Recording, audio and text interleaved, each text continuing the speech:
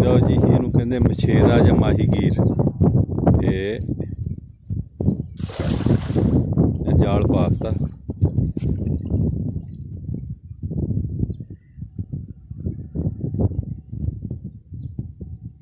ਬਾ ਅੱਲਾ ਦੇ ਰੰਗ ਆ, ਜਿੱਦਾਂ ਜਿੱਦਾਂ ਰਿਜ਼ਕ ਉਹਨੇ ਖਿਲਾਰਿਆ ਆ ਉਸ ਤਰ੍ਹਾਂ ਬੰਦਾ ਚੁਗਦਾ ਫਿਰਦਾ ਹੈ।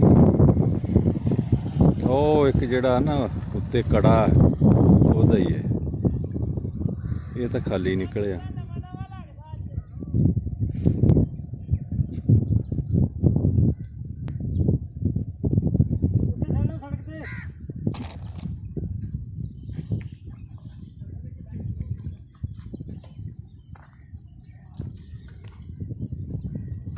ਇਹ ਤੁਸੀਂ ਇਸੇ ਨਹਿਰ ਚੋਂ ਫੜਦੇ ਜਾਂ ਕਿਤੇ ਹੁਦਰੇ ਵੀ ਜਾਂਦੇ ਆ?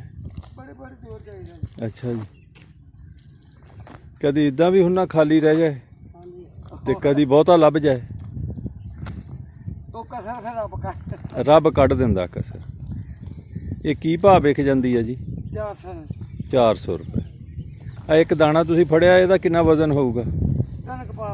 3 ਕਪਾਹ ਇਹਦਾ ਵਜ਼ਨ ਆ। 3 ਤੁਸੀਂ ਬੰਦੇ ਆ, ਹਜੇ ਤਾਂ ਪਾਈਆ ਪਾਈਆ ਦਾ ਹੀ ਕੰਮ ਕੀਤਾ। ਅੱਛਾ, ਫੜੀ ਆ। ਚਲੋ ਠੀਕ ਹੋ ਗਿਆ ਜੀ। ਵਾਹ ਜੀ ਵਾਹ, ਆ ਗਈ। ਇਹ ਤੁਹਾਨੂੰ ਪਤਾ ਲੱਗ ਜਾਂਦਾ ਇੱਥੇ ਮੱਛੀ ਹੈਗੀ ਹੈ। ਹੁਣ ਉਹ ਭਾਈ ਦੇ ਦੇਖੋ ਕੀ ਬਣਦਾ। ਨਹੀਂ, ਉਹਨੂੰ ਤਾਂ ਦਿੱਤੀ ਨਹੀਂ ਰੱਬ ਨੇ। ਹੁਣ ਅੱਗੇ ਦੇਖੋ ਫੇਰ ਸਿੱਟਦਾ ਤਾਂ।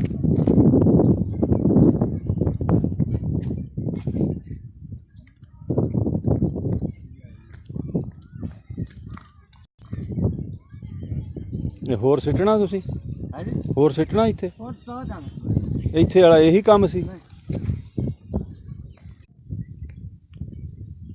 ਲਓ ਜਨਾਬ, ਇਹ ਕੁੱਤੇ ਆ ਜਿਹੜੇ ਲੋਕ ਇਸ ਵਗਦੇ ਪਾਣੀ ਦੇ ਵਿੱਚ ਅਲਾਇਸ਼ਾਂ, ਗੰਦਗੀ,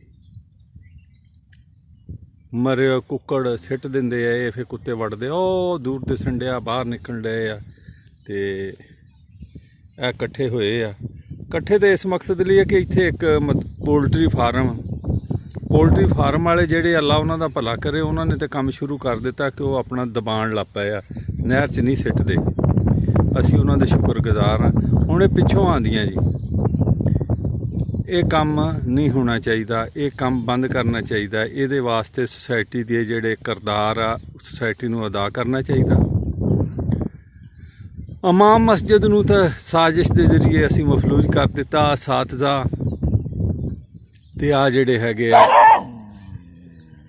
ਮੀਡੀਆ ਵਾਲੇ ਔਰ ਲੀਡਰ, ਸਿਆਸਤਦਾਨ, ਇਹਨਾਂ ਨੂੰ ਚਾਹੀਦਾ ਆਵਾਮ ਨੂੰ ਸ਼ਊਰ ਦੇਣ। ਜਿੱਥੇ ਟੈਲੀਵਿਜ਼ਨ ਵਾਲੇ ਕੰਜਰਖਾਨਾ ਦਿੰਦੇ ਆ, ਉੱਥੇ ਉਸ ਕੰਜਰਖਾਨੇ ਦੇ ਨਾਲ ਥੋੜ੍ਹਾ ਜਿਹਾ ਟਾਈਮ ਜਿਹੜਾ ਨਾ ਜੀ, ਇਸਲਾਹੀ ਪ੍ਰੋਗਰਾਮਾਂ ਦਾ ਵੀ ਹੋਣਾ ਚਾਹੀਦਾ। ਬਹੁਤ ਬਹੁਤ ਸ਼ੁਕਰੀਆ।